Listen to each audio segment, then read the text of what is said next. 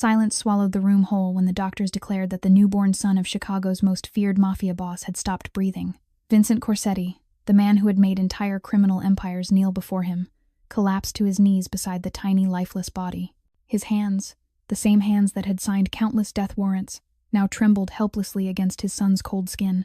All the wealth he had accumulated, all the power he had seized, all the blood he had spilled to build his empire meant nothing in that sterile white room. His guns could not threaten death into retreating. His money could not bribe fate into mercy. Everything he had waited for, everything his late wife had died giving him, had slipped away in a single flat line. But just when despair had consumed every corner of that room, a woman stepped through the door.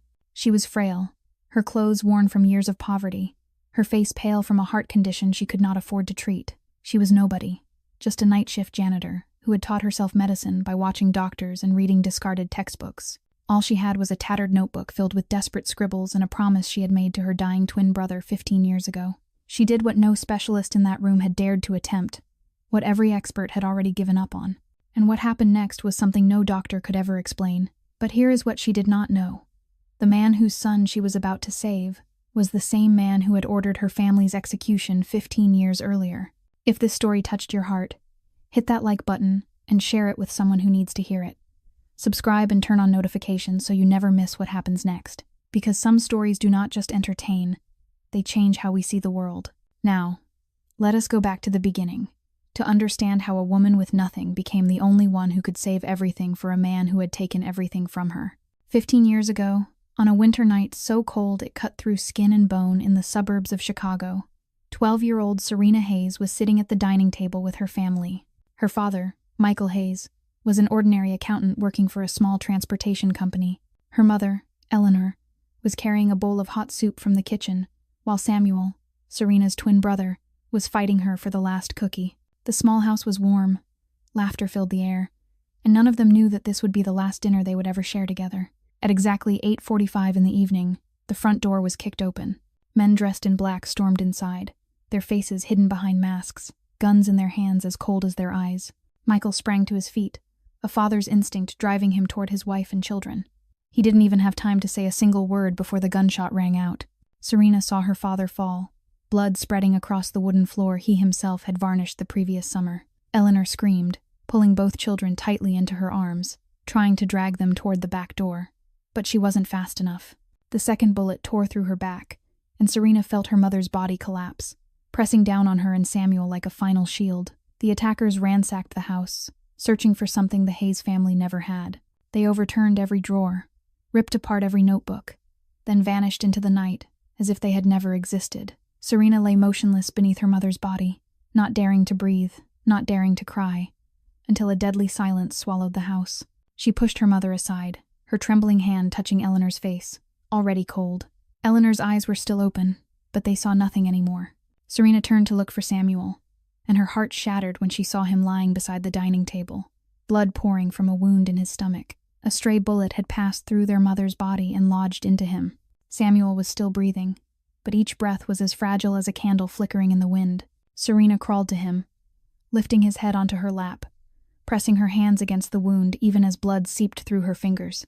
She didn't know who to call. The phone had been smashed, the neighbors were too far away, and her legs couldn't move even for a second away from her brother. Samuel looked at her with eyes full of fear and pain. The 12-year-old boy tried to speak, but only soft groans escaped. Serena held him tight and sang the song their mother used to sing to lull them to sleep, her voice breaking, choking between sobs. She promised him it would be okay, that an ambulance would come, that he would be fine. But no one came. 1 hour passed, then 2, then 3. Serena felt Samuel's body growing colder in her arms. She tried to keep him awake by telling stories about the future, about how they would grow up, what they would do, the adventures they would share together. Samuel tried to smile, but the smile grew weaker and weaker. By the 4th hour, as dawn began to seep through the shattered window, Samuel squeezed his sister's hand one last time. With the faintest breath, he whispered that she shouldn't be sad, that he loved her, that she had to live for both of them. Then the eyes identical to Serena's slowly closed. His small hand fell limp, and that 12-year-old girl was left completely alone among the bodies of everyone she loved. Serena didn't scream. She didn't cry anymore because her tears had long since run dry. She simply sat there, holding her brother in her arms, staring into nothingness, and a part of her soul died with Samuel that night. When the police finally found them the next morning, it took a long time to pry Serena away from her brother's body. The girl didn't say a word, didn't shed a single tear, her empty eyes fixed on some distant place. And in that fragile heart, a silent vow took shape, that she would never let anyone die in her arms the way Samuel had, that she would learn how to save lives no matter what it cost. After that horrifying night, Serena was sent to St. Agnes Orphanage in the southern part of Chicago. The social workers told her this would be her new home, that she would be cared for and loved, that time would heal all wounds. But they lied. St. Agnes was not a home. It was a prison disguised by white-painted walls and slogans about compassion. The head of the orphanage was a gaunt woman named Margaret, with eyes as cold as steel, who believed that iron discipline was the only way to shape abandoned children. Serena didn't speak to anyone for the first 6 months. She sat in the corner of the room, hugging her knees, staring into empty space with lifeless eyes. The other children thought she was crazy and stayed away. The staff thought she was defiant and punished her. Every time she refused to eat, Margaret would lock her in the pitch-dark storage room in the basement, where rats scurried and the stench of dampness made it hard to breathe. Serena wasn't afraid of the dark. She had seen things far more terrifying than darkness. She sat in the corner of the storage room, closed her eyes, and talked to Samuel as if he were still beside her. She told him about her day, about what she had endured, about how deeply she missed him. It was the only way she could keep herself from losing her mind. At 13 years old, Serena began to draw the attention of a male staff member. His name was Richard, 40 years old, a man who often brought candy to the children and smiled with a look adults called kind. But the way his eyes lingered on Serena made her shudder. The first time he touched her was on a summer night, when everyone else was asleep. Serena fought back, clawed at his face, and screamed. Margaret rushed in, but instead of protecting her, she slapped Serena hard and called her a liar. Richard was her nephew, and no one was allowed to speak ill of her family. Serena was locked in the storage room for 3 days without food as punishment for making false accusations. From that moment on, she learned that no one would protect her. No one would believe her, and she could rely only on herself. She began to plan her escape. She studied the staff schedules, memorized the least used paths, and hid dry food beneath her bed. At 16, on a stormy night, when the entire orphanage lost power, Serena climbed out through the bathroom window and vanished into the darkness. She carried nothing with her except the clothes on her back and a small notebook filled with promises she had written to Samuel. The years that followed were hell in a different form. Serena lived on the streets of Chicago, sleeping under bridges, in abandoned buildings, or anywhere that offered shelter from rain and wind. She ate leftovers from trash bins behind restaurants, begged for spare change at street corners, and sometimes went an entire week without food. Chicago winters were merciless to the homeless. There were nights when Serena thought she would freeze to death, and a part of her even wished it would happen so she could see her parents and Samuel again. The streets were full of predators. A pimp found Serena when she was 17, promising her shelter and food in exchange for obedience. She was smart enough to run before it was too late, but not fast enough to avoid the beating he gave her for daring to refuse. She lay in a dark alley, ribs broken, face covered in blood, and for the first time she thought about ending everything. That night, Serena stood on the Michigan Avenue Bridge, looking down at the black waters of the Chicago River below. The cold wind tore at her thin body, as if trying to push her over the edge. She thought about her parents, about Samuel, about 17 years of suffering, and wondered if anyone would remember her if she disappeared. She closed her eyes, took a deep breath, and leaned forward. But at that very moment, a hand grabbed the collar of her jacket and pulled her back. It was an elderly homeless woman named Martha, who had lived beneath that bridge for more than 20 years. She said nothing, only dragged Serena down, held her close, and let her cry until there were no tears left. That night, beside a small fire under the bridge, Martha told Serena about her life, about the losses she had endured, and about why she still chose to live. She said everyone has a purpose, and sometimes that purpose only reveals itself after we have hit rock bottom. Serena looked into the old woman's wrinkled eyes, still glowing with warmth, and she remembered her promise to Samuel. Her brother had begged her to live for both of them. She couldn't betray that promise. From that night on, Serena vowed that she wouldn't just survive. She would live with meaning.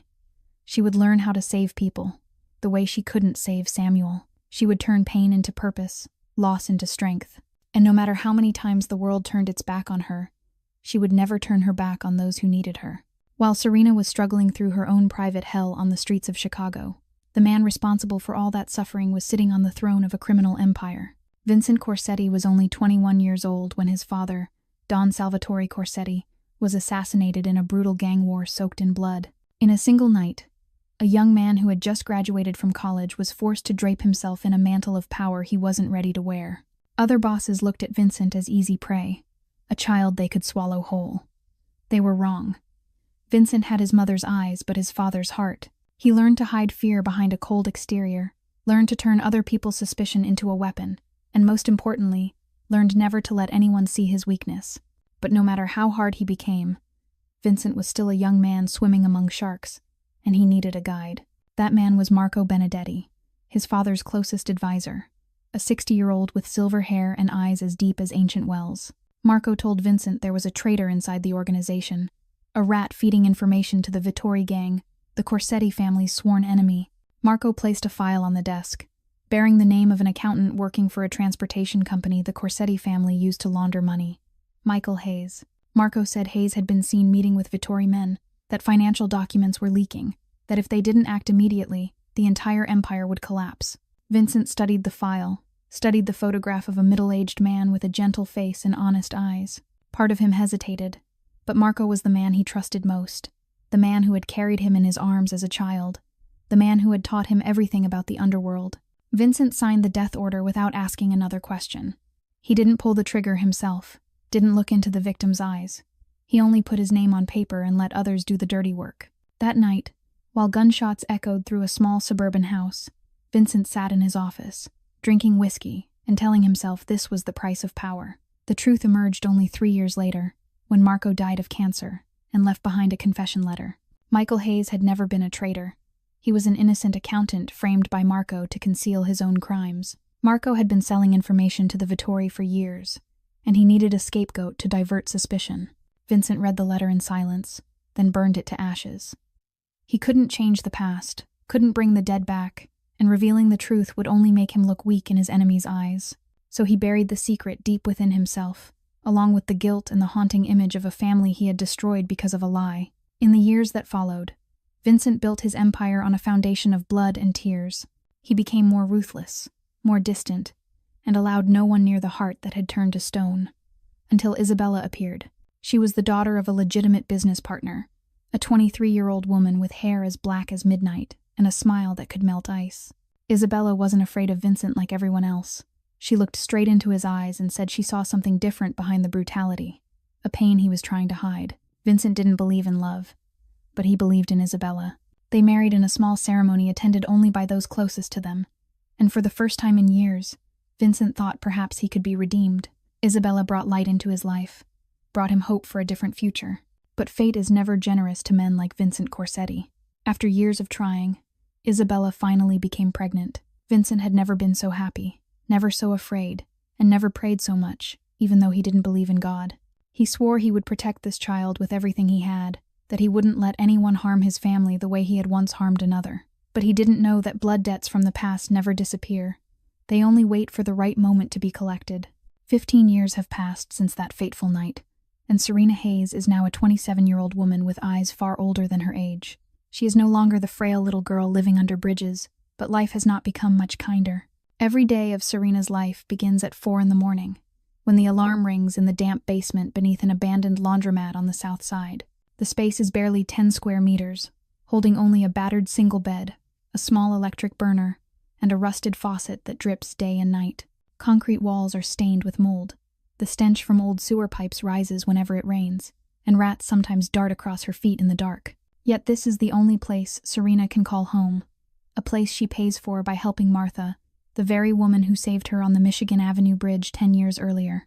Martha is now 72 years old, her legs no longer steady, and her small laundromat is the only source of income keeping them both alive. Serena's first job each day is as a kitchen helper at a 24-hour diner on the corner, where she washes dishes, mops floors, and sometimes cooks simple meals from 5 a.m. until 11. The pay is small, but she gets one free meal and can bring leftovers home for Martha. In the afternoon, from 1 until 6, she folds clothes and delivers laundry for the shop, pedaling a worn-out bicycle through countless streets to reach customers. And when night falls, Serena puts on the pale blue uniform of a cleaning worker and begins her shift at St. Vincent Hospital, one of the most luxurious private hospitals in Chicago. From 8 in the evening until 4 in the morning, she scrubs floors, slipping through empty hallways like a ghost no one notices. Yet it is this job that changes her life in ways she never expected. St. Vincent Hospital is where Serena begins to honor her promise to Samuel. Each night, after finishing an area, she sneaks into hidden corners to watch the doctors at work. She stands outside the emergency room glass, observing cardiopulmonary resuscitation, memorizing every compression and breath. She sits in waiting rooms pretending to watch television while actually listening to doctors discuss cases. She collects old medical textbooks thrown into trash bins, expired journals, and reads them as if they were sacred scripture. The battered notebook she always carries is now thick with messy notes, hand-drawn diagrams of the heart copied from memory, drug dosage calculations overheard in passing, emergency procedures she has watched hundreds of times through glass. Serena knows she can never become a real doctor. She has no money for tuition, no credentials, no one to sponsor her. Still, she studies, she writes, she clings to the hope that one day this knowledge will help her save someone. Serena's health is steadily declining. The congenital heart condition she has had since childhood is growing worse. She often feels sharp pain in her chest, struggles to breathe when climbing stairs, and sometimes coughs up blood late at night. A doctor at a free clinic once told her she needs heart valve replacement surgery, that without treatment she might not live beyond 5 more years. The cost of the operation is more than $200,000, a number Serena doesn't even dare imagine. So she swallows cheap painkillers from the pharmacy, grits her teeth through each wave of pain, and keeps living as if tomorrow doesn't exist. She isn't afraid of dying. She is only afraid of dying before she can do something meaningful, before she can keep her promise to Samuel. That night, as Serena pushes her cleaning cart into the elevator to descend to the basement, she has no idea that just a few floors above her, in the luxurious VIP wing she has never been allowed to enter, the most powerful man in Chicago is preparing to welcome his first child. She has no idea that this man is the one who signed the order that killed her parents 15 years ago, the man who indirectly pushed her into hell, the man fate is arranging for her to meet tonight. Serena looks at the foggy mirror inside the elevator and sees the reflection of a thin woman with sorrowful eyes and pale skin. She doesn't know that this will be the last night she remains invisible, the last night before her life is completely transformed by the weak cry of a newborn child and a miracle she never imagined she could create. At the very same moment Serena was pushing her cleaning cart through the basement, the VIP floor of St. Vincent Hospital was drowning in an atmosphere so tense it was almost suffocating. Vincent Corsetti paced back and forth in front of the delivery room doors like a caged animal, his hands clenching and unclenching, his eyes locked on the wall clock, whose ticking seemed maddeningly slow. 12 bodyguards were stationed along the hallway, their faces expressionless, guns hidden beneath their suits, yet not a single one dared meet their boss's eyes right now. Vincent Corsetti, the man who made all of Chicago tremble, was in this moment nothing more than a husband shaking with fear as he waited for his wife to give birth. Isabella had gone into labor early that morning, but nothing was going according to plan. She was only at the 32nd week of her pregnancy when the pain began, and the doctors had warned that the baby could be in serious danger. Vincent remembered Isabella's eyes that morning as she gripped his hand, the faint smile on her pale lips, her whisper that everything would be all right, that she trusted him, that she loved him. He had promised to stay by her side, but the doctors refused to let him into the delivery room because the situation was too complicated. So he stood there, helpless for the first time in his life, unable to do anything but wait. Isabella's screams echoed through the closed doors, and each cry felt like a knife plunging straight into Vincent's heart. He slammed his fist into the wall, ignoring the startled reactions of his guards and the blood seeping from his knuckles. He didn't pray. He never prayed. But tonight he whispered to whatever force might be listening, begging that his wife and child be spared. 2 hours later, the delivery room doors flew open, and a doctor stepped out, his face drained of all color.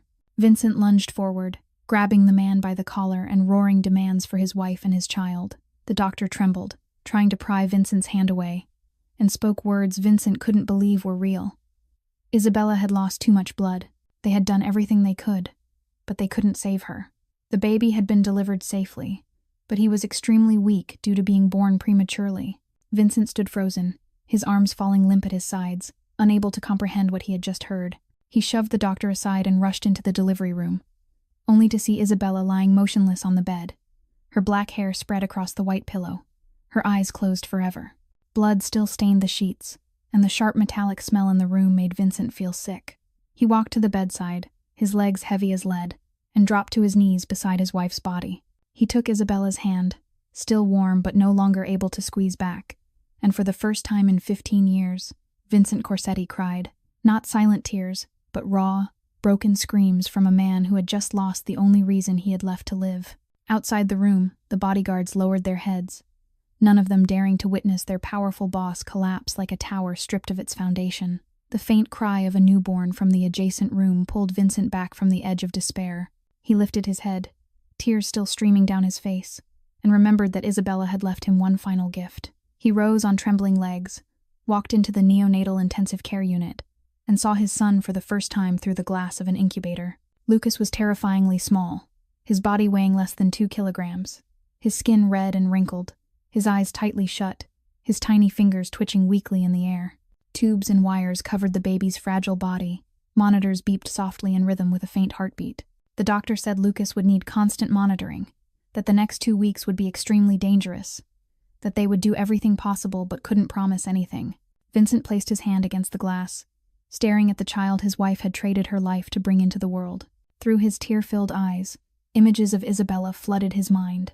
Her smile when she learned she was pregnant, her laughter as she chose the name Lucas, her promise that they would be a happy family. Vincent swallowed his tears and whispered to the tiny child inside the incubator that he was sorry he couldn't save his mother, that he wouldn't leave him alone, that he swore on Isabella's soul he would protect him at any cost, even if it meant burning the world to the ground. That night, Vincent didn't leave the hospital. He sat beside the incubator, watching his son struggle through each fragile breath, telling himself that Lucas was all he had left, the only reason he continued to exist. He didn't know that just 2 weeks later, that vow to protect his child at any cost would be tested in the most brutal way imaginable, and that the only person who could save his son would be the orphaned woman scrubbing floors in the basement below. 2 weeks passed like an unending nightmare Vincent couldn't wake from. He barely left the hospital, sleeping on the sofa in the VIP room, his eyes never straying far from the incubator where Lucas was fighting day by day to survive. The doctor said the baby's condition was improving, that his heart rhythm had become more stable, that his lungs were developing well, and that within a few days Lucas might be able to leave the incubator. Vincent allowed himself to hope, a feeling so foreign he had almost forgotten it existed. He hired the best nurses to stay around the clock, summoned leading pediatric specialists from everywhere to monitor his son, and turned the entire VIP floor into an impregnable fortress. That night, the 14th since Lucas was born, Vincent sat beside the incubator and whispered to his son about his mother. He spoke of Isabella's smile, of the way she used to sing lullabies, of the love she had for the child she never had the chance to meet. Lucas seemed to listen, his tiny eyes fluttering open as he looked at his father, and Vincent swore he saw Isabella reflected in those eyes. Everything felt peaceful, until the alarm from the monitor tore the silence apart. Vincent sprang up as if shocked by electricity, staring at the screen as the heart rhythm line became chaotic. Lucas's heart raced unnaturally, then slowed, then stopped completely. A cold, straight line stretched across the dark monitor, and the long, monotonous beep echoed like a death knell. Doctors and nurses rushed into the room within seconds, forcing Vincent back and beginning resuscitation. One doctor performed chest compressions on the tiny body, movements gentle yet precise against the fragile frame. A nurse squeezed the ventilation bag, forcing oxygen into immature lungs. Another administered medication, another adjusted the machines. They worked like a perfectly programmed machine, yet the line on the monitor didn't move. Vincent stood outside the glass, pounding the wall until blood seeped from his fists, screaming for them to save his son, promising he would pay any price, threatening to destroy everything if they let his child die. His bodyguards had to restrain him to keep him from bursting into the room and disrupting the doctors. 5 minutes passed, then 10, then 15. Every second stretched like a century, every compression like a hammer striking Vincent's heart. Through the glass he saw the doctors exchange looks, saw their movements slow, saw despair etched clearly on every face. The lead physician finally stopped, looked up at the wall clock, and declared the time of death as 11:47 at night. Vincent heard nothing after those words. He shoved the guards aside, rushed into the room, and gathered his son's tiny body as it grew cold. He called Lucas's name, shook him, begged him to open his eyes, making promises as if words could pull him back from death. But Lucas didn't respond, his eyes sealed shut, his skin fading from red to a lifeless gray. Vincent clutched his son to his chest, bowed his head, and cried as he had never cried before. He had lost Isabella, And now he had lost Lucas, too. He had lost everything. Several dozen meters below, in the hospital basement, Serena was cleaning the storage area when the alarm echoed down from the upper floors. She froze, listening to hurried footsteps, urgent shouts from medical staff, the constant movement of elevators. Something serious was happening above. A critical emergency by the sound of it. Serena tried to resume her work, telling herself it wasn't her place, that she was only a cleaning worker with no right to interfere in medical matters. But the alarm kept sounding, and in her mind, memories from 15 years earlier came rushing back like a flood. She remembered Samuel, remembered holding him for 4 hours in despair, remembered the helplessness of watching life slip away from his body bit by bit. She remembered the vow she had sworn over the graves of her parents and brother, that she would never let anyone die in her arms the way Samuel had. Serena's heart pounded. The familiar pain flared in her chest, but she ignored it. She dropped the mop, stepped out of the storage area, and stood in the empty basement hallway. Part of her urged her to return to work, not to cause trouble, not to involve herself in something beyond her place. But another part, carrying Samuel's voice, whispered that if someone needed her, she couldn't turn away. Serena closed her eyes, took a deep breath, and made a decision that would change her life forever. She ran toward the stairwell, up toward the upper floors, where the alarm was still screaming like a desperate cry for help. Serena ran up the stairwell, her heart pounding wildly inside her chest, sharp pain flaring with every step, yet she didn't stop. When she reached the 3rd floor, she paused in front of the medical supply storage area she had cleaned hundreds of times before. Inside her mind, years of self-taught knowledge spun like a violent storm. She remembered a medical article she once found discarded in a trash bin about therapeutic hypothermia for newborns suffering from oxygen deprivation.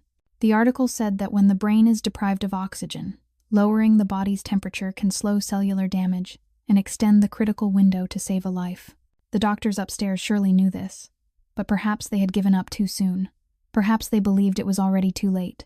Serena didn't know if she was right, didn't know whether the self-taught knowledge of a cleaning worker could be trusted, but she knew one thing with absolute certainty. If nothing was done, the baby would die, and she couldn't allow that to happen. She slipped into the supply room, searching under dim lights until she found the medical ice containers used to preserve test samples and medication. She opened one, stared at the bitter cold ice inside, and hesitated no longer. She dragged the container out, summoned every ounce of strength in her frail body to lift it, and began running toward the elevator. The heavy container pulled her shoulders down, the freezing metal biting into her hands. But Serena clenched her teeth and endured it.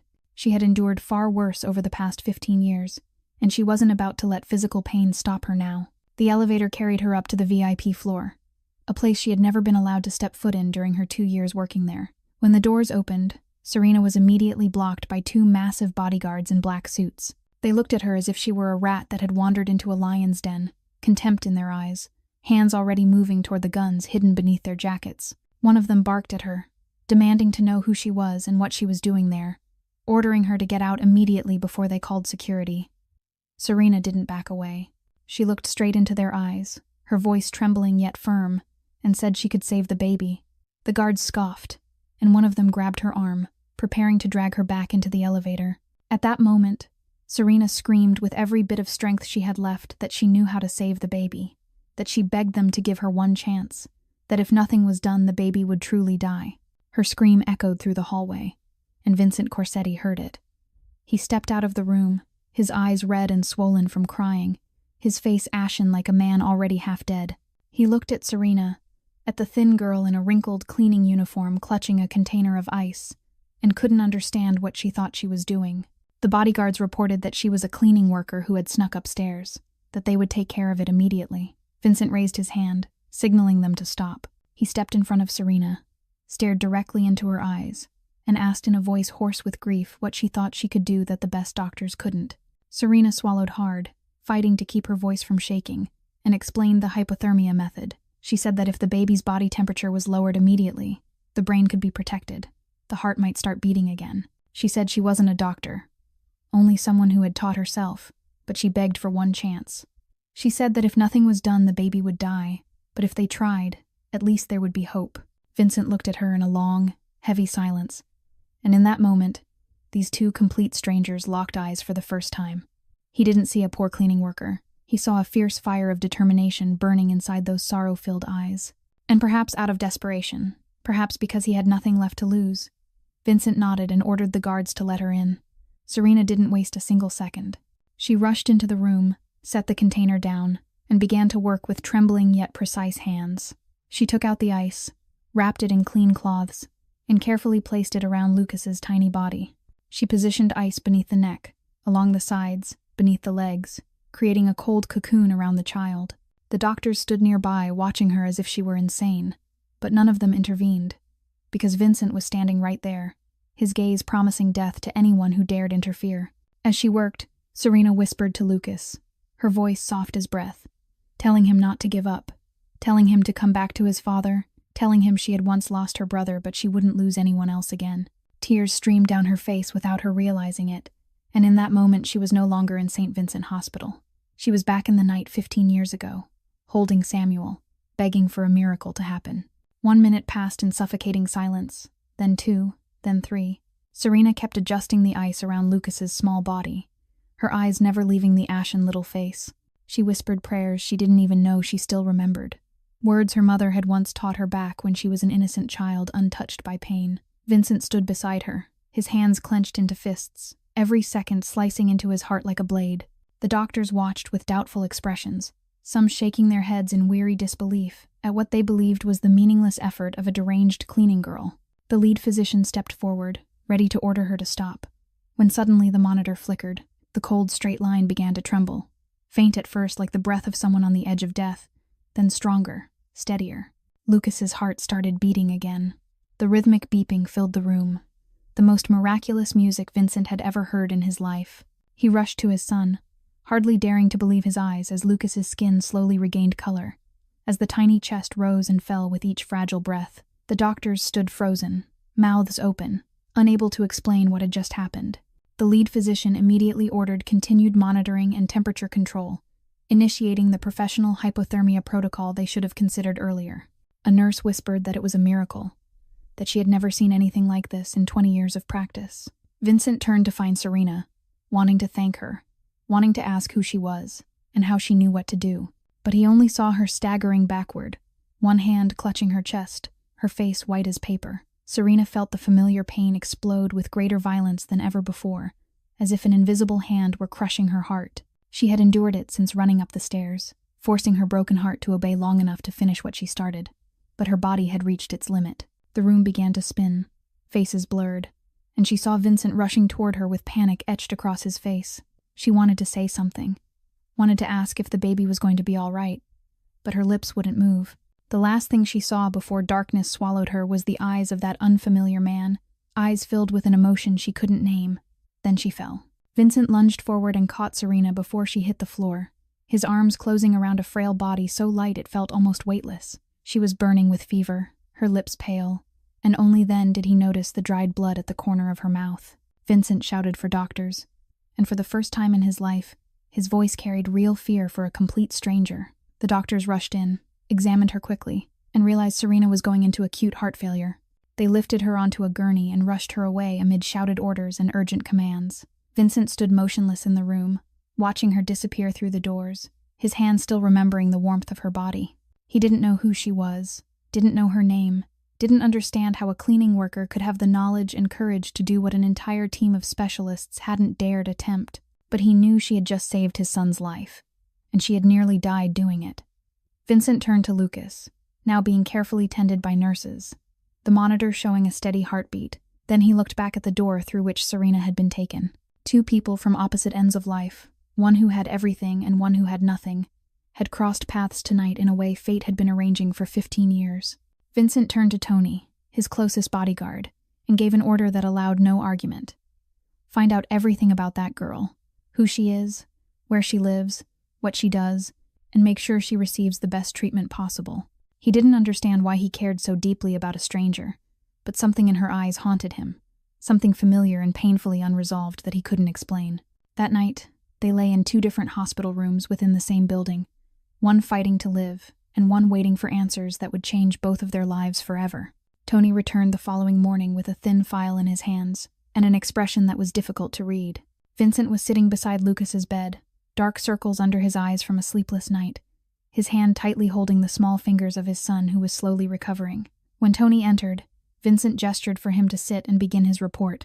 What Tony revealed left the most powerful mafia boss in Chicago momentarily stunned. Serena Hayes, 27 years old, no family, no assets, no degrees, nothing at all except 3 part-time jobs and a damp basement beneath an abandoned laundromat on the south side.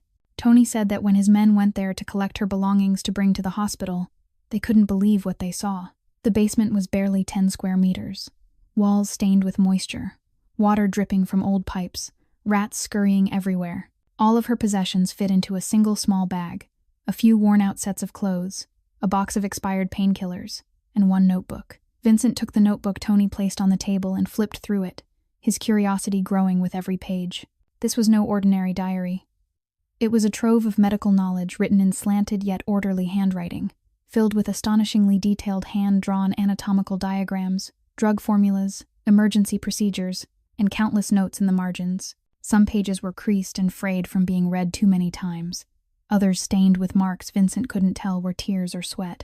On the very first page, Serena had written a single line in red pen, clumsy yet resolute, a reminder to herself that this was a promise to Samuel, that she would learn to save lives, that she would never let anyone die the way he had.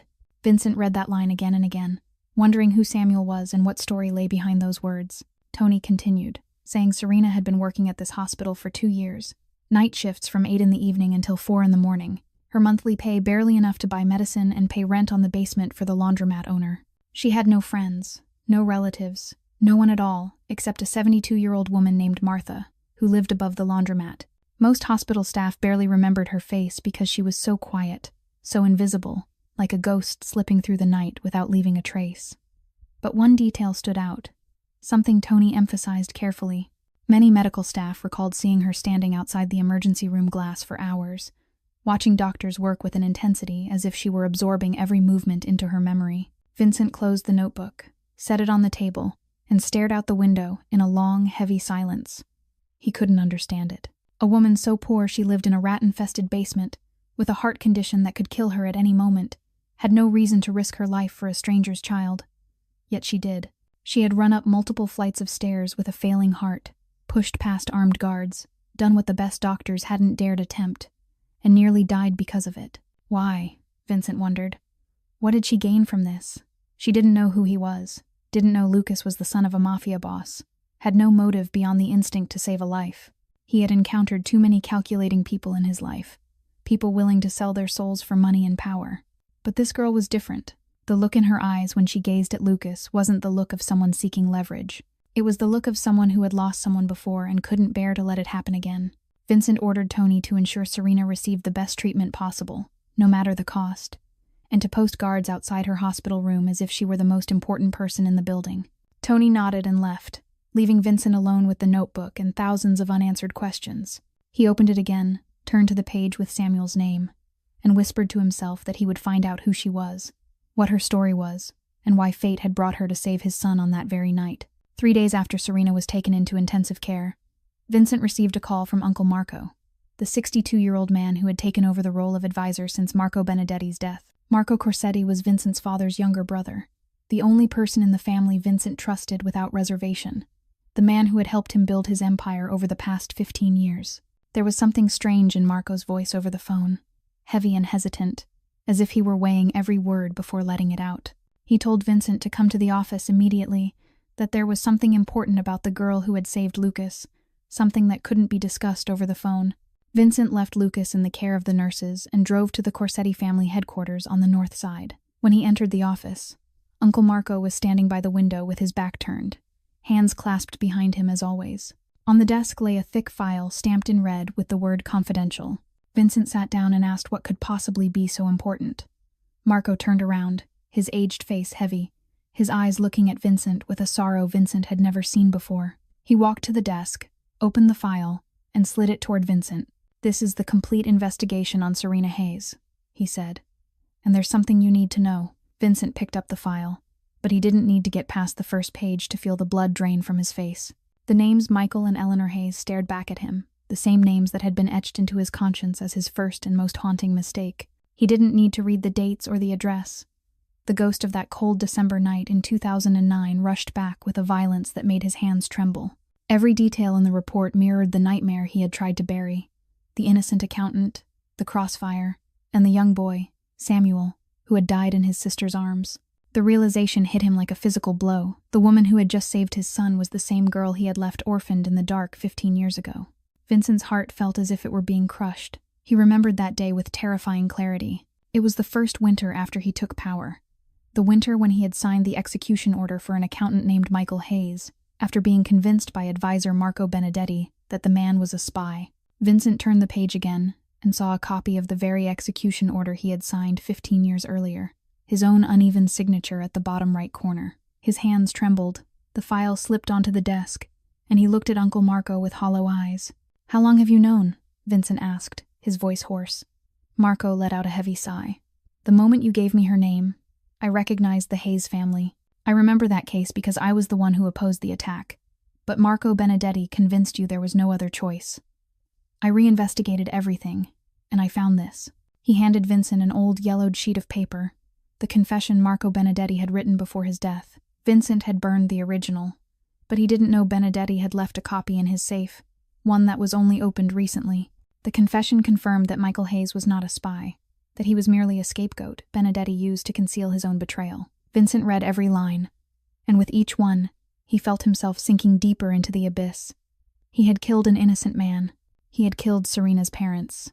He had indirectly killed her brother, the child she had written about in her notebook, the one who died in her arms. He had pushed a 12-year-old girl into hell, forcing her to grow up in an orphanage, wander the streets, and fight a heart condition alone. And that girl, the girl whose life he had destroyed, had appeared 15 years later to save his son's life. Vincent shot to his feet, knocking over the chair, and rushed to the window. He looked down at the city of Chicago stretching beneath him, the city where he had built his empire with the blood and tears of countless people. He thought of Serena, of the sorrow in her eyes when she looked at Lucas, of her trembling voice as she whispered for the baby not to give up. She didn't know. She didn't know the man whose child she had just saved was the one who had killed her family. She didn't know that every day she lived in hell was because of him. She didn't know anything at all, and she was still willing to trade her life to save the son of her enemy. Vincent wanted to scream, to smash something, to turn back time and change everything, but he couldn't. The past had happened. The dead couldn't return, and the guilt he carried now weighed 1,000 times heavier. Uncle Marco placed a hand on his shoulder, his voice gentle yet aching. "What are you going to do now?" Vincent didn't answer right away. He stared into nothingness, and in his mind the image of Serena lying in a hospital bed, with a failing heart blended with the image of a 12-year-old girl holding her dead brother on a rainy night 15 years earlier. He didn't know what he should do, but he knew one thing with absolute certainty, that he owed her a debt that could never be repaid, not even if he burned his entire empire to the ground. Serena woke after 5 days in a coma in the intensive care unit of St. Vincent Hospital. The first thing she saw was a ceiling washed in white light, then the soft glow of medical lamps, then the machines surrounding her bed, and finally a man sitting in a chair by the window, watching her with eyes she couldn't read. Vincent Corsetti. She remembered his name because the nurses had whispered it to one another when they thought she was asleep, saying she was being treated under orders from the most powerful mafia boss in Chicago, that her medical bills had likely climbed into the hundreds of thousands of dollars, and that no one understood why a man like him would care about an invisible cleaning worker. Serena tried to sit up, but her body was so weak that even lifting her arm left her gasping for breath. Vincent stood and stepped closer, his voice low and rough as he told her to rest, that the doctors said she would need at least several weeks to recover. Serena looked at him without fear, without gratitude, only with the exhaustion of someone who had long grown used to facing everything alone. She asked how the baby was, and when Vincent told her Lucas was alive because of her, she only gave a small nod and closed her eyes as if the conversation was over. But Vincent didn't leave. He pulled his chair closer and said he wanted to repay her, that he would cover the full cost of her heart surgery, and that he wanted her to stay at his estate to care for Lucas during his recovery. Serena opened her eyes and looked at him with open suspicion, asking bluntly why. Why would a man like him care about her, someone with nothing? A ghost so invisible even her co-workers barely remembered her face. Vincent didn't answer right away. He looked down at his hands, the same hands that had signed the order to kill her parents 15 years earlier, and swallowed the guilt, choking his throat. He said she had saved the most precious thing in his life, that it was a debt he had to repay, and that he wouldn't accept refusal. Serena shook her head, her voice weak but resolute. She said she didn't need anyone's pity, that she had lived alone for 15 years and could keep doing so, that she would take care of herself the way she always had. She tried to sit up, reaching for the IV line to pull it out and leave the bed, but the moment she lifted herself, the familiar pain exploded in her chest. The room spun. The metallic taste of blood flooded her throat, and before she could understand what was happening, she collapsed back onto the mattress. The monitor alarm shrieked. Doctors and nurses rushed in, and Vincent was pushed outside as they fought to stabilize her. He stood behind the glass, watching Serena breathe through an oxygen mask.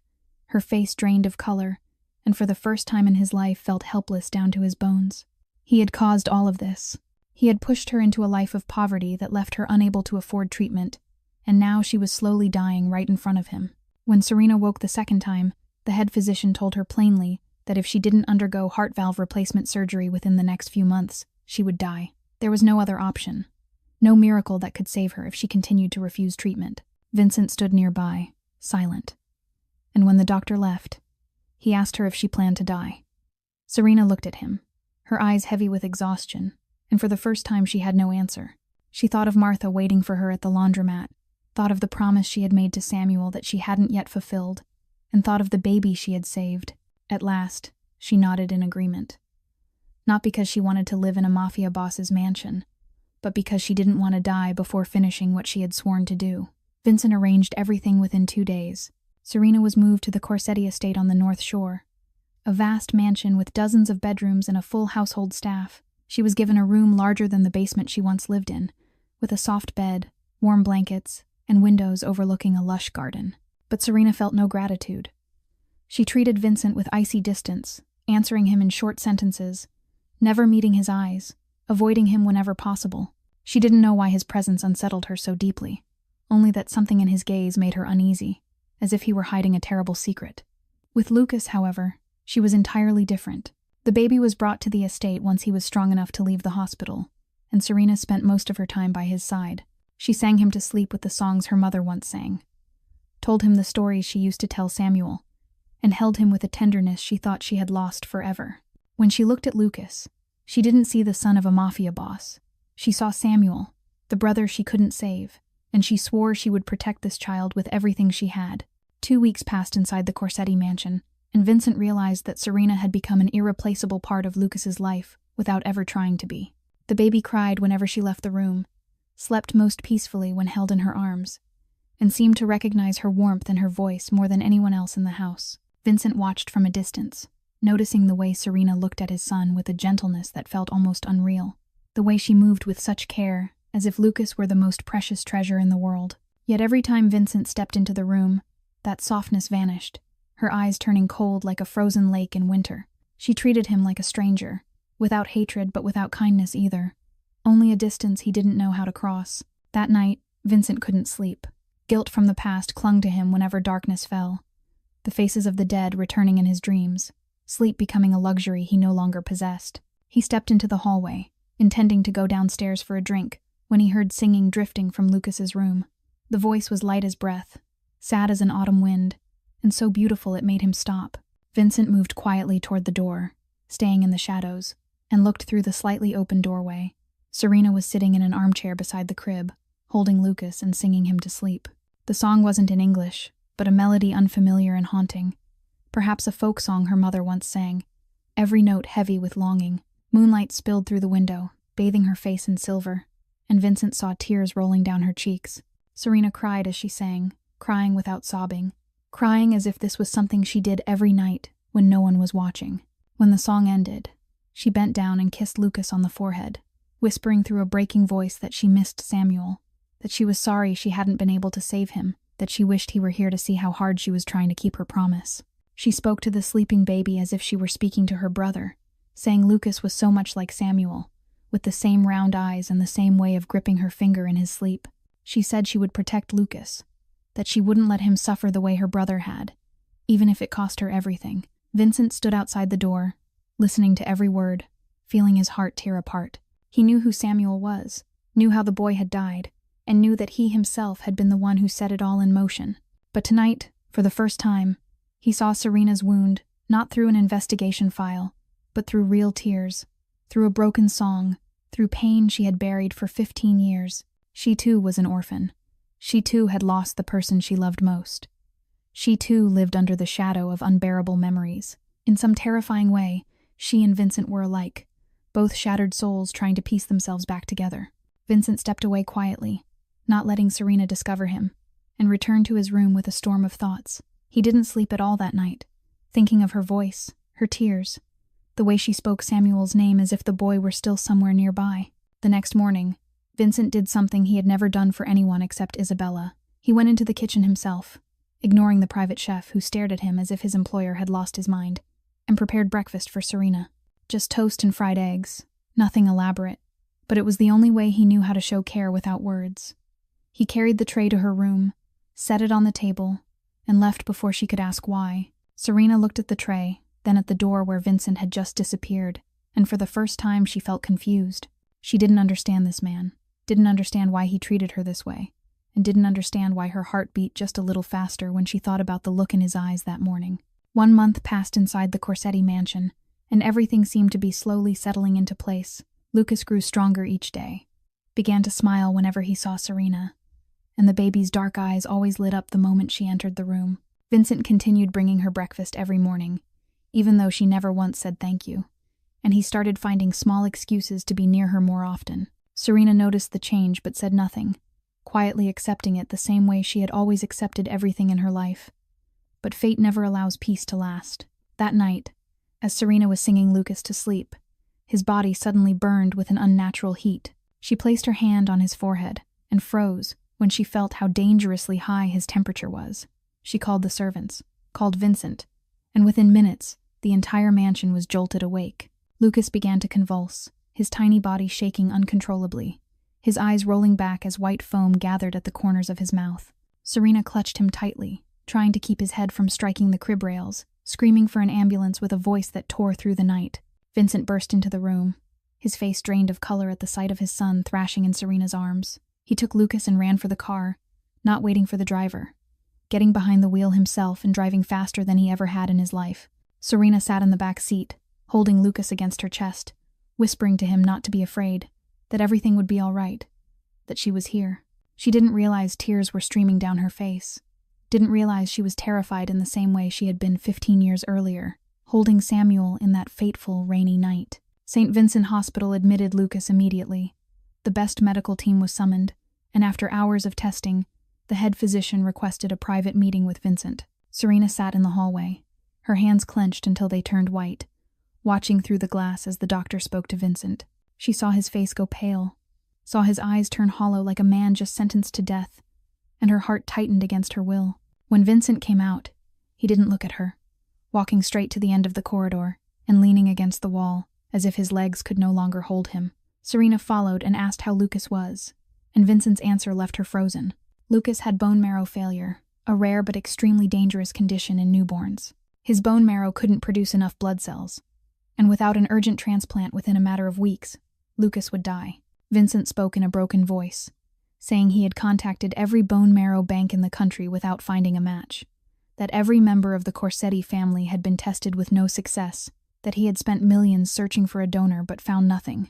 Serena didn't hesitate for a single second.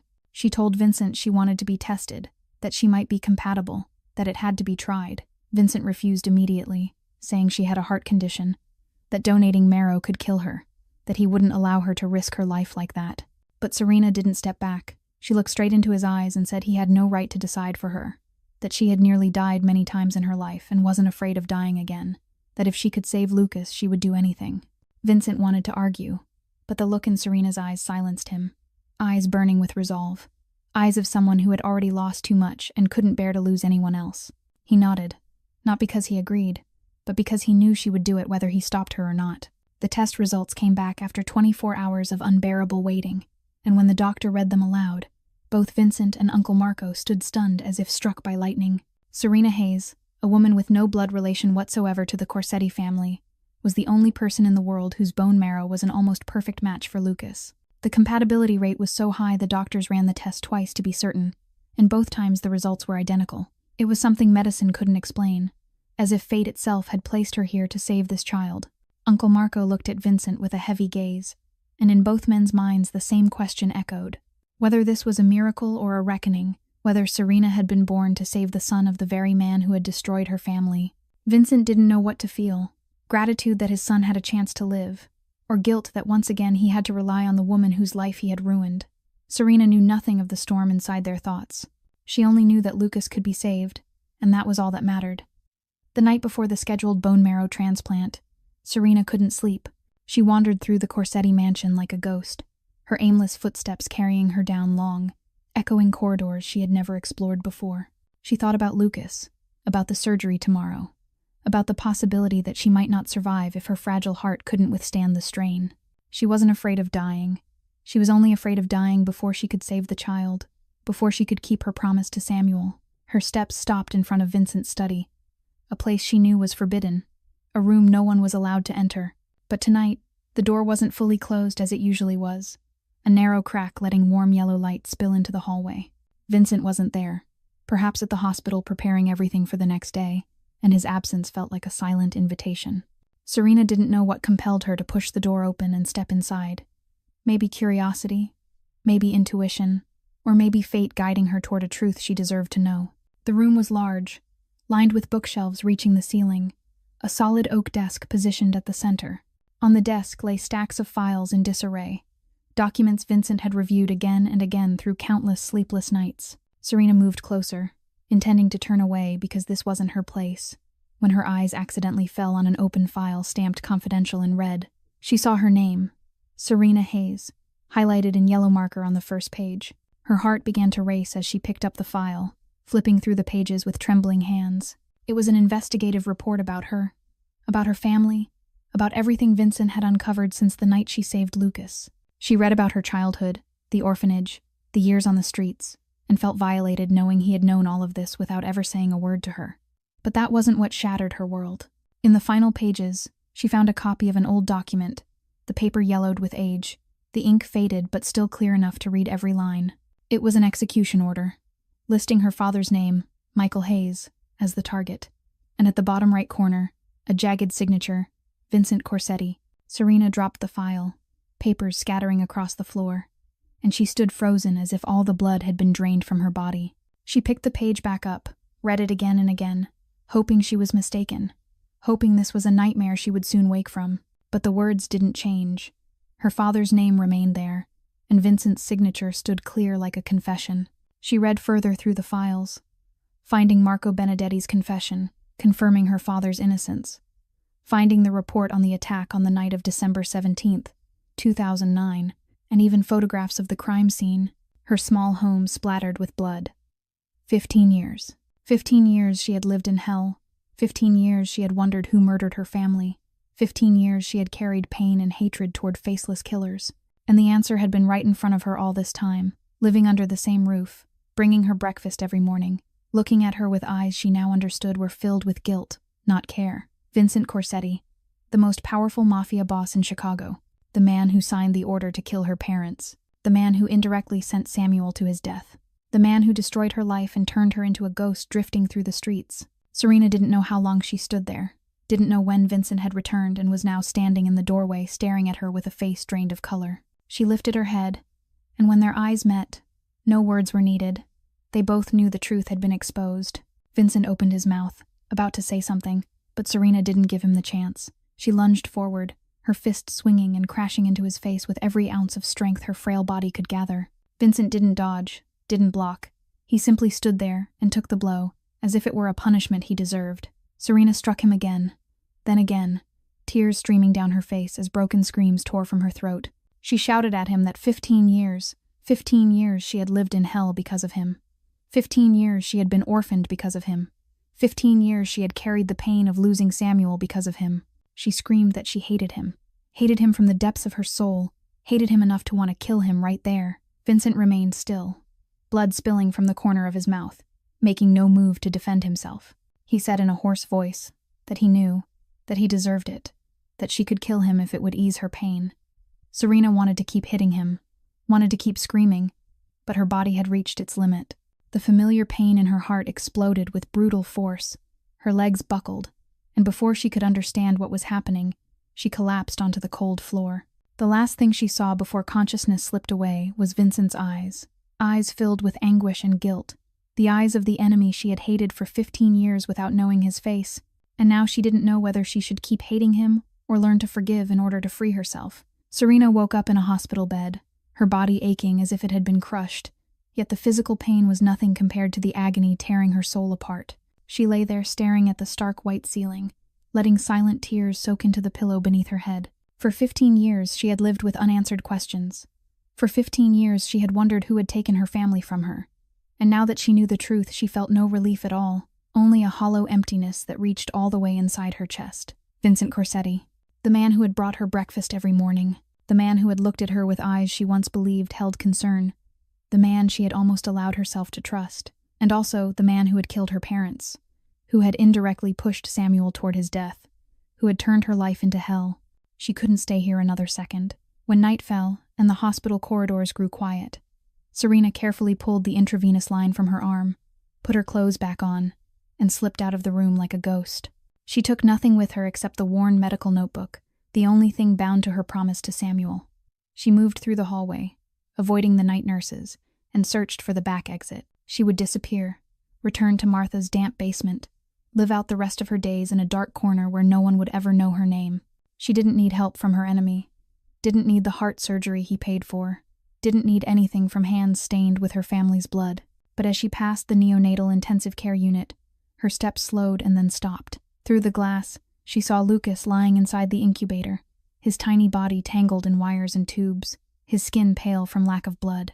The baby was sleeping, yet even in sleep his face was twisted as if in pain. Serena stood there with her hand pressed against the cold glass, her heart tightening until it felt impossible to breathe. Lucas was innocent. The baby knew nothing of what his father had done. He was just a fragile life fighting to survive, just as Samuel had fought on that rainy night 15 years ago. Memories crashed over her like a flood, and she was no longer standing in St. Vincent Hospital but sitting on the blood-stained floor of her childhood home, holding Samuel in her arms, watching her little brother grow colder by the minute. She remembered Samuel's eyes as he looked at her one last time, remembered his voice whispering for her to live for both of them. She remembered the vow she had repeated for 15 years, that she would never let anyone die in her hands the way Samuel had died. And now she was about to break that vow. She was about to abandon an innocent child simply because she hated his father. She was about to become the very thing she despised most. The people who had abandoned Samuel. The people who had arrived too late. The people who had allowed a child to die in pain while no one cared. Serena leaned her forehead against the glass, tears falling without end, and whispered to Samuel as if he were still listening somewhere close. She asked him what she should do, how she could save the son of the man who had destroyed their family, whether he would forgive her if she walked away.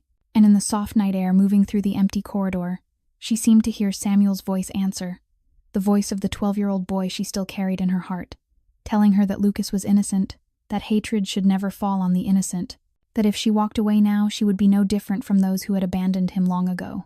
Serena straightened, wiped her tears with the back of her hand, and looked at Lucas one last time before turning away. But she didn't walk toward the exit. She walked back toward her hospital room, toward the surgery waiting in the morning, toward a decision she knew could cost her life. She wasn't doing this for Vincent.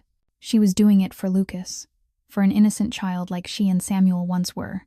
She was doing it for her promise to her brother, because she refused to let another child die when she could save them. She was doing it because it was the right thing to do, even if the one she saved was her enemy's son. As dawn began to break, Serena entered the room where Vincent sat waiting, his face hollow after a sleepless night. She looked at him with eyes as cold as ice, stripped of the gentleness she had shown Lucas, filled only with hatred and contempt. She told him in a flat voice that she would donate her marrow to Lucas, not for him, not for his belated remorse, but because she refused to become someone like him, someone who could let a child die without lifting a hand. Vincent tried to speak, but Serena had already turned away, leaving him alone with a guilt she knew would never be forgiven. News of Vincent Corsetti's vulnerability spread through Chicago's underworld like wildfire. Dante Vittori, the lifelong enemy of the Corsetti family, had waited 15 years for this moment, ever since Vincent seized power and crushed every attempt to overthrow him. Dante knew Vincent was pouring all his attention into his gravely ill son, knew the Corsetti defenses were weaker than they had ever been, and most importantly, he knew about the girl, the mysterious woman Vincent had brought into his mansion and guarded like a priceless treasure. Dante didn't understand the relationship between them, but he didn't need to. All he needed to know was that she was Vincent's weakness, and weakness was meant to be exploited. On the night before the scheduled marrow transplant surgery, Serena was alone in her hospital room, staring out the window and thinking about the day ahead. She wasn't afraid of dying. She was only afraid of dying before Lucas was saved, afraid of breaking her promise to Samuel once again.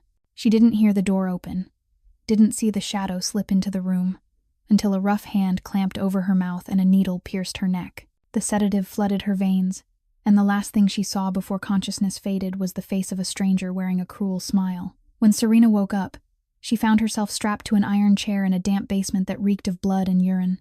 Her wrists were chained to the chair, her legs bound tight, and a rag stuffed into her mouth so she couldn't scream.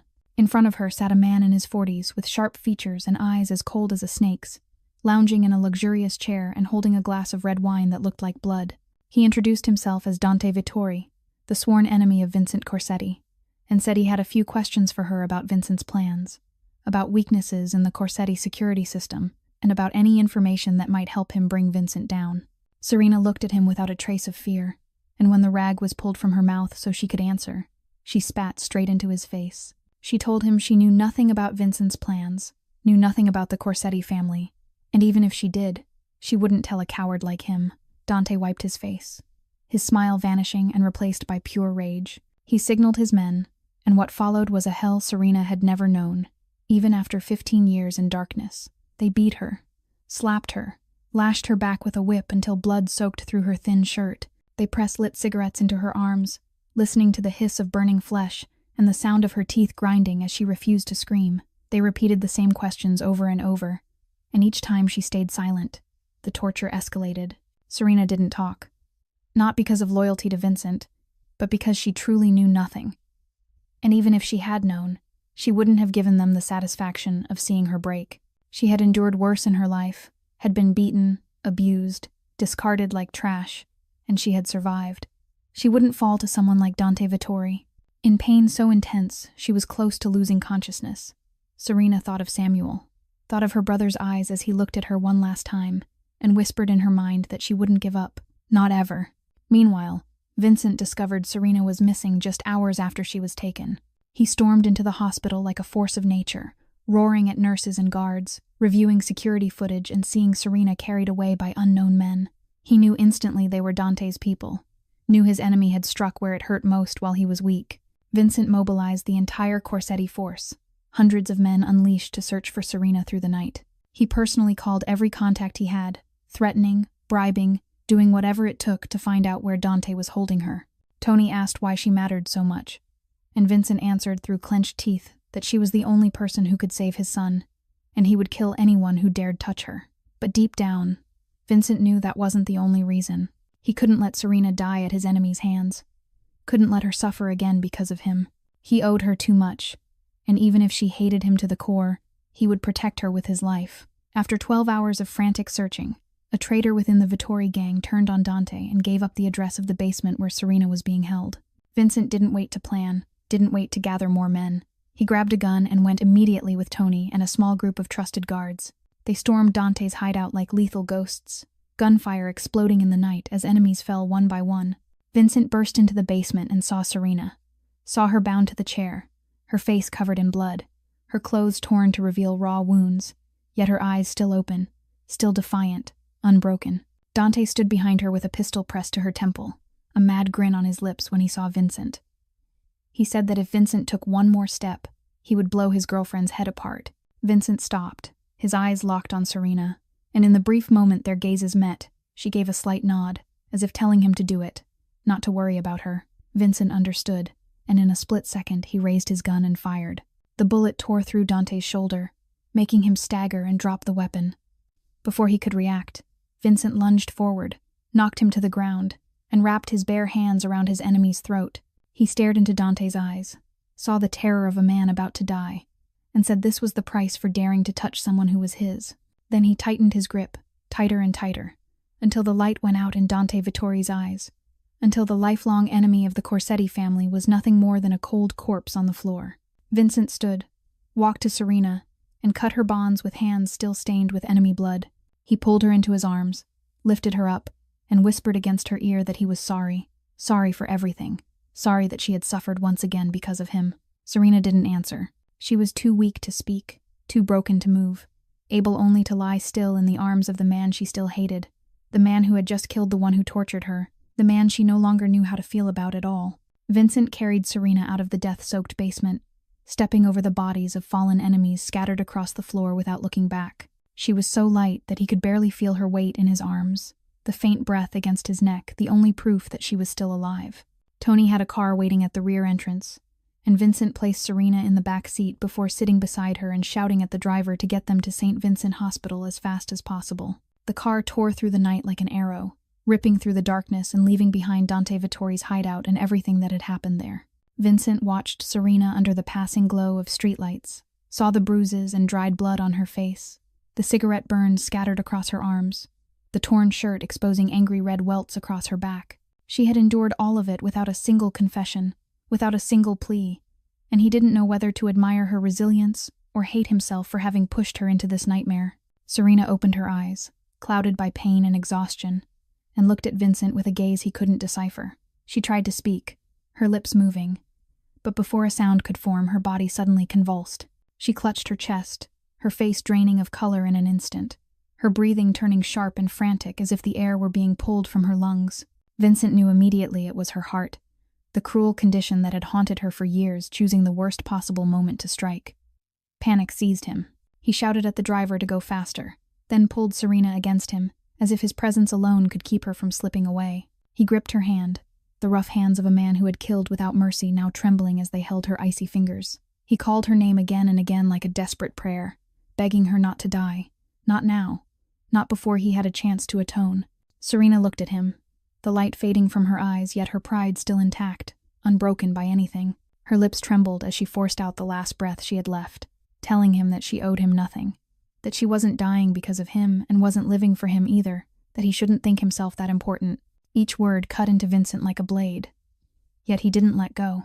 He held tighter, staring into her closing eyes, and said through a broken voice that he knew she owed him nothing, that he was the one indebted to her for life, that he didn't deserve her forgiveness or even her gaze, but he begged her to live, not for him, not for Lucas, but for herself, for the promise she had sworn to Samuel, for the dream of becoming a doctor she had written into that worn notebook. He told her that if she hated him that much, then she should live to watch him atone, live to see him kneel before her every day for the rest of his life, live to see him suffer under the weight of his guilt. "Don't die," he whispered.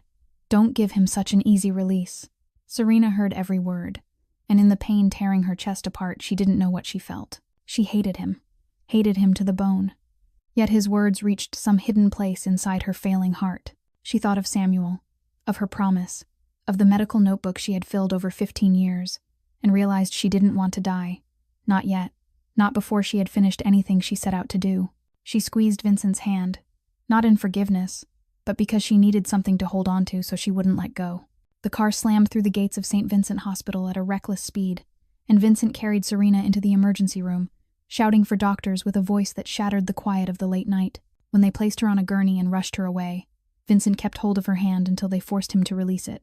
He stood alone in the corridor watching her disappear behind the emergency room doors, and for the first time in his life, Vincent Corsetti prayed to a God he didn't believe in, asking only that she live, even if it was just so she could go on hating him. The chief cardiologist met Vincent at 3 a.m. with a grave expression and words no one ever wants to hear. He said Serena needed emergency heart valve replacement surgery immediately, that the heart failure she had just suffered had pushed her to the very edge of death, and that if she wasn't operated on within the next few hours, she wouldn't survive. But that wasn't the worst news. The doctor went on to say that given her current condition, the injuries from the torture combined with a chronic heart disease left untreated for years, her chance of surviving the operation was only 50%. "Half," Vincent whispered, repeating the number as if it were a death sentence. The doctor nodded and added that even if she made it through the heart surgery, she would still need at least a week to recover before she could donate marrow to Lucas, and during that time the baby's condition could worsen at any moment. Vincent stood in the hospital corridor, looking in 2 directions, one toward the operating room where Serena was about to be taken, the other toward the intensive care unit where Lucas lay waiting for marrow to live. His son and the woman who had saved his son were both suspended between life and death, and there was nothing he could do except stand there and wait. Marco came to his side and placed a hand on his shoulder but said nothing, because there were no words that could bring comfort now. Nurses wheeled Serena past on a gurney, and Vincent rushed after them, taking her hand one last time before she was taken into surgery. She was half conscious from medication, but her eyes were open, still looking at him with a gaze he couldn't understand. He wanted to say something, to apologize again, to promise things he didn't even know he could keep. But before he could speak, Serena closed her eyes, and the operating room doors slammed shut in front of him like a wall dividing hope from despair. The hours that followed were the longest of Vincent Corsetti's life. He paced between two rooms, one the operating theater where Serena lay, the other Lucas's room, like a cursed ghost wandering between two worlds to which he belonged nowhere. He didn't eat, didn't drink, didn't sit down even for a minute. The guards stood nearby, watching their boss with a concern they didn't dare show. They had seen Vincent face enemies without blinking, had seen him order executions without hesitation, but they had never seen him like this, shattered, terrified, and utterly powerless. In the operating room, Serena drifted into a strange dream she couldn't tell was real or just the hallucination of a brain starved of oxygen. She saw herself standing in a vast field of wildflowers, where the sunlight felt gentle like her mother's hand, and the breeze carried the familiar scent of childhood. And in the distance, Samuel was standing there, exactly as she remembered him, 12 years old, with a mischievous smile and eyes just like hers. Her brother ran to her, wrapped his arms around her, and Serena cried as she hadn't cried in 15 years. Cried for longing, for guilt, for everything she had held inside. Samuel wiped her tears away, his smile never fading, and told her she had done well, that she had kept her promise, that she had saved others just as she had sworn. Serena shook her head and said she hadn't finished anything yet, that Lucas was still waiting, that she couldn't die here. Samuel nodded, took her hand, and said that was right. She wasn't allowed to die yet. She still had much to do, many people to save, and he would always be with her, whether she could see him or not. Then he gently pushed her back, telling her to return, to keep living, and that when she had finished everything, he would wait for her there. Serena wanted to hold his hand a little longer, wanted to stay in that field forever, but she felt a powerful pull from behind, dragging her out of the dream and back into painful reality. She woke to the steady beeping of monitors and the harsh white lights of the recovery room. The heart surgery had been successful. Doctors told Vincent that Serena had made it through the most dangerous phase. The new valve was working well, and if there were no complications, she could donate marrow within 5 days. Vincent heard the news and his legs nearly gave out, forcing him to lean against the wall to stay upright. But there was no time to feel relief, because Lucas was still waiting. 5 days of tension passed like 5 years, and when Serena was strong enough for the marrow transplant, she didn't hesitate. She lay on the operating table, staring up at the white ceiling, thinking of Samuel, of his smile in her dream, of the promise she was about to fulfill. The marrow extraction took 3 hours, and when her marrow was transferred into Lucas's body, Vincent and the doctors alike held their breath waiting for a reaction. 1 hour, then 2, then 6, and finally the chief physician emerged with a weary but relieved smile. Lucas's body wasn't rejecting the new marrow. His vital signs were stabilizing, and the baby had crossed back from the brink of death. Vincent stood in the corridor, looking toward the 2 hospital rooms where Serena and Lucas were resting after surgery, and for the first time in weeks, he cried. Not from pain, but from relief, from gratitude, and from an emotion he didn't dare name. 2 weeks after the marrow transplant, Lucas was finally able to open his eyes and cry for milk, like any healthy newborn. His skin had regained its rosy color, his dark eyes lit up whenever he saw familiar faces, and his laughter echoed through the intensive care unit like the most miraculous music imaginable. The doctors said it was a medical miracle, that they had never seen a marrow transplant succeed so perfectly, and that Lucas would grow up as healthy as any other child. Vincent stood beside his son's crib, watching the baby sleep peacefully, silently thanking the woman lying in a hospital room just a few steps away. Serena recovered more slowly than Lucas, because her body had endured too much over the course of her life. The heart surgery, combined with the marrow donation, had drained the last of her strength, and she was confined to bed for nearly 2 weeks before she could even sit up on her own. Throughout that time, she refused to see Vincent, even though he came every day. She asked the nurses to tell him she needed rest, that she didn't want to talk to anyone. But the truth was that she didn't know how to face him. She had fulfilled her promise to Samuel, she had saved Lucas, and now she had no reason left to stay. One morning, when the first light of spring streamed through the hospital window, Serena quietly changed her clothes, gathered the few belongings she owned, and wrote a short letter to Lucas. In it she said she hoped he would grow up healthy and happy, that she would always remember him, and that if there were another life, She hoped they might meet again under different circumstances. She didn't write anything to Vincent because she didn't know what to say.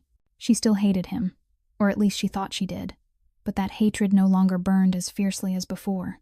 It had become something duller, like an old scar that remained but no longer throbbed with pain when touched. Serena stepped out of her hospital room and walked down the corridor with the slow steps of someone who had narrowly escaped death. She didn't look back, didn't stop outside Lucas's room to see the baby one last time, because she knew that if she did, she wouldn't be able to leave. She took the stairs, exited through the main doors, and walked toward the hospital gate, determined to disappear from the Corsetti family's life forever. But she had only taken a few steps when she stopped. Vincent was standing at the gate, waiting for her, as if he had known exactly what she would do. Around him were Tony and dozens of bodyguards, along with a few gardeners and hospital security staff watching with open curiosity. Serena turned as if to leave by another route, but Vincent's voice stopped her. He called her name, not with the commanding tone he used with everyone else, but with the pleading voice of a man who had lost everything. Serena turned back, ready to tell him she didn't want to hear anything, that they had nothing left to say to each other. But before she could speak, something she never could have imagined happened. Vincent Corsetti, the most powerful mafia boss in Chicago, the man who had made the entire city tremble, dropped to his knees in front of her in the middle of the hospital courtyard before dozens of stunned witnesses. The bodyguards froze. Tony stared in disbelief, and everyone around them stood motionless as if they couldn't believe their eyes. Vincent knelt on the ground with his head bowed, his voice shaking as he said he was sorry for killing her parents, sorry for stealing her childhood, sorry for indirectly killing Samuel, sorry for the 15 years she had lived in hell. He said he knew no apology could ever make up for it, no action could erase his sins, but he begged her to give him one chance, not to be forgiven, but to atone every day for the rest of his life. Serena stood frozen, staring at the man kneeling at her feet, and felt something shatter inside her chest. For 27 years of her life, she had always been the one kneeling before others, kneeling for food, kneeling for a place to sleep, kneeling for a chance to survive. No one had ever knelt before her. No one had ever considered her important enough to lower themselves like this. And now her enemy, the man who had destroyed her life, was kneeling in broad daylight before the very people he once commanded to live or die, just to ask her for a chance. Tears streamed down Serena's face without her realizing it. She didn't know what to say, what to do, whether to forgive or to turn away and leave. She only stood there, watching Vincent still kneeling, and for the first time in her life, she felt that she had power, that she had worth, that she was something others needed. She didn't know if that was enough to heal wounds this deep, but she knew she couldn't turn away and disappear as she had planned. Not now, not after what had just happened. Serena said nothing after Vincent knelt to apologize before everyone. She simply stood there for a long moment, then turned and walked back into the hospital without looking back. Vincent remained on his knees until Tony helped him stand, and in his eyes there was no disappointment at being rejected, only the patience of a man who knew he deserved to wait. The next day, Serena appeared at the Corsetti villa with a small bag holding a few changes of clothes and her worn medical notebook. She spoke to Vincent in a cold voice, saying she was staying for Lucas, because the baby needed someone to care for him, and she didn't want him to grow up deprived of love the way she had. She made it clear that this didn't mean she forgave him, didn't mean she accepted him, and that he shouldn't misunderstand anything. Vincent nodded, didn't argue, didn't explain, simply accepted her terms, and felt grateful that she had at least given him the chance to be nearby. In the months that followed, the Corsetti villa changed in ways no one could have predicted. Vincent began withdrawing from the family's illegal operations, gradually transferring power to Uncle Marco and trusted associates. He sold off underground casinos, cut ties with smuggling networks, and invested in legitimate businesses like real estate and restaurants. Uncle Marco initially objected, saying the Corsetti family couldn't abandon an empire built over generations. Vincent only replied that he didn't want Lucas to grow up in darkness the way he had, didn't want his son to carry the blood debts he himself had created. And deep down, though he never said it aloud, everyone understood that he wanted to become a man Serena could look in the eye without feeling disgust. The greatest changes came from the smallest things. Vincent learned how to cook, something he had never done in all his 36 years. Every morning he sent the chefs out of the kitchen and prepared meals for Serena with the pitiful clumsiness of a man used to holding a gun rather than a knife. The first breakfasts were disasters. Burnt eggs, scorched bread, coffee so bitter it was undrinkable. But Vincent didn't give up.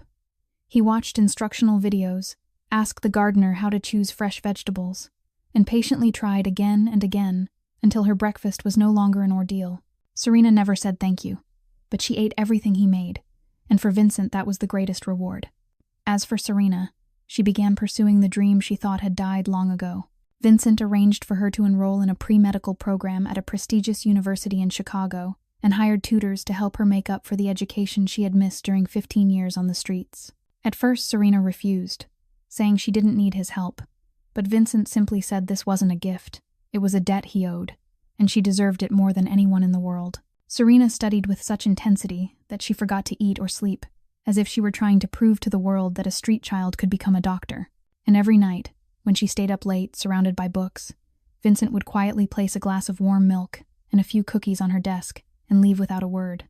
As time passed, the icy walls between them began to melt, not because Serena forgave him, but because she saw the genuine change in Vincent. She saw how he played with Lucas, how patiently he soothed the baby whenever he cried, how he sat for hours beside the crib just to watch him sleep. She saw how he treated the household staff, no longer shouting or issuing commands, but speaking gently and respectfully, as if he were relearning how to be human. And she saw how he looked at her, not with desire or possession, but with the gaze of someone who knew he didn't deserve hope yet couldn't stop himself from feeling it. One autumn night, when Lucas had a mild fever and they both stayed awake to watch over him, they sat side by side in silence, and for the first time Vincent told her about Isabella, about their love, about how she had changed him, and about the pain of losing her. Serena listened without speaking, then told him about her parents, about Samuel, about the beautiful memories before the tragedy. They didn't hold each other, didn't touch. They simply sat there sharing wounds they had never shown anyone. And in that darkness, between Lucas's steady breathing and the cold moonlight outside the window, something began to take root between two shattered souls. Not love, not yet, but the understanding of people who had lost everything and were learning how to live again from the beginning. 1 year had passed since the day Serena decided to stay at the Corsetti villa, and in that time she had changed more than she had in the previous 15 years combined. She had completed the pre-medical program with outstanding grades, been accepted into the most prestigious medical school in Chicago, and begun her first year with the dream of becoming a pediatrician. Lucas had turned 1 year old, toddling unsteadily on his feet and babbling a sound that resembled Mama whenever he saw her, a sound that made her cry every single time, no matter how hard she tried to hide it. Vincent had completely withdrawn from the underworld, handed the empire over to Uncle Marco and trusted associates, and devoted his time to his son and to the woman he didn't dare call his own. But there was one thing Serena had never been able to do in all those 15 years, and that was return to the place where her parents and her brother rested. On a spring afternoon when cherry blossoms bloomed across Chicago, Serena stood before the mirror in her room and told herself that today was the day she had to face the past.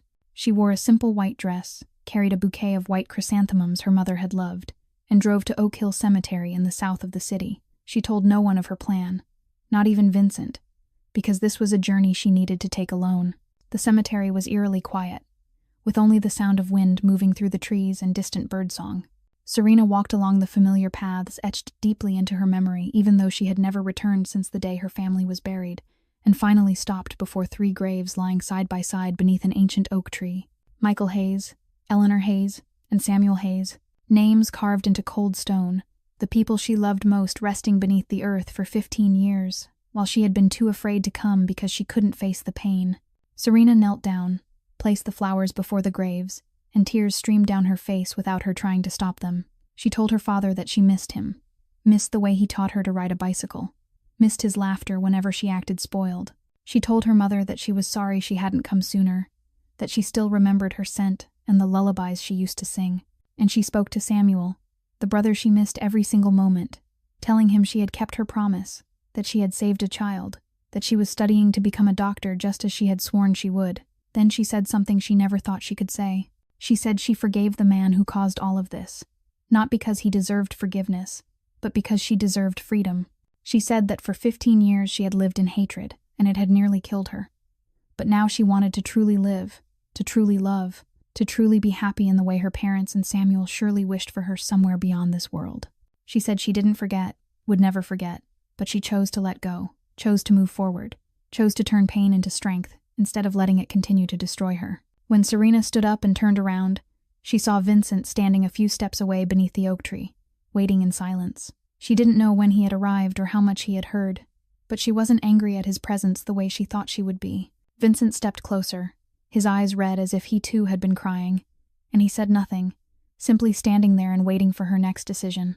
Serena looked at him, at the man who had completely changed in 1 year, the man who had given up an entire empire to atone for her, the man who had waited patiently, without demanding anything.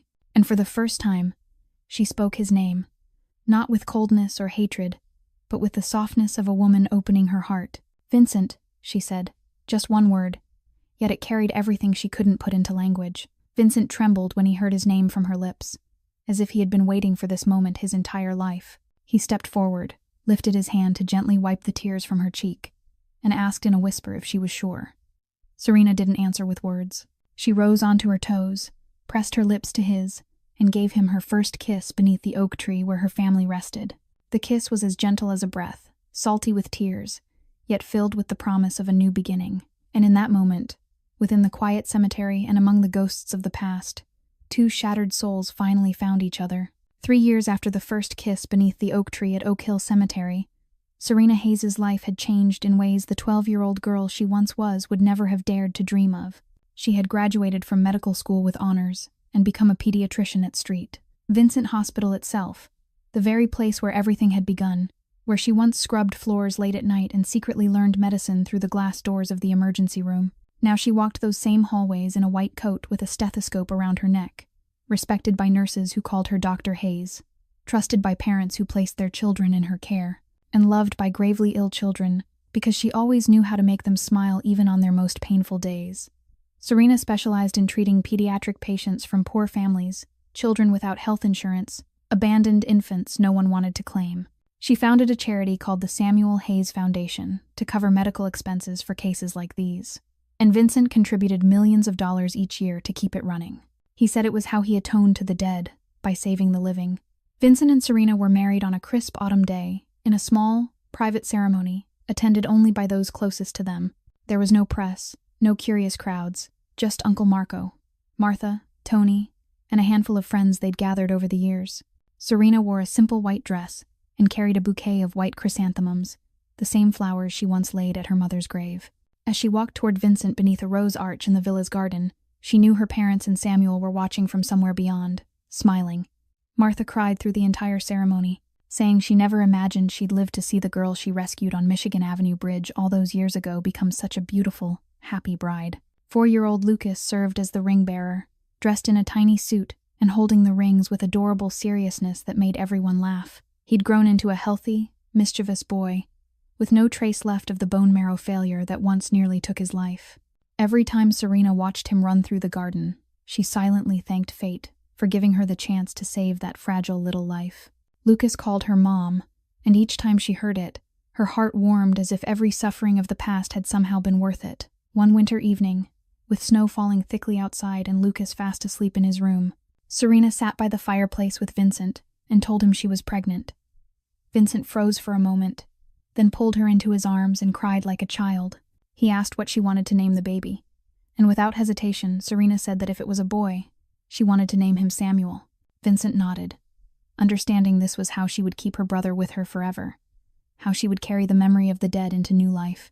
He promised her that Samuel would grow up loved and protected, that he'd never endure what she and her brother had endured, and that he'd spend the rest of his life making sure of it. Several months later, during a late-night hospital shift, Serena was finishing paperwork in her office when she noticed a small shadow lingering beyond the glass door. She stepped out and found a girl of about 10 huddled in the corner of the hallway. Clothes torn, face smudged with dirt, eyes filled with fear mixed with defiance. The girl had run away from an orphanage, was living on the streets, and had slipped into the hospital to escape the cold, just as Serena once had 20 years earlier. Serena looked at the child and saw her own past reflected back at her. The hungry, lonely orphan, the fierce eyes of someone who'd lost everything but refused to break. She sat down beside the girl without questions or lectures, simply handing her a carton of warm milk and a piece of bread. The girl eyed her suspiciously, then grabbed the food and devoured it as if she hadn't eaten in days. When the girl finished, Serena asked if she wanted to become a doctor someday. The girl lifted her head, a fragile spark of hope lighting her eyes, and nodded.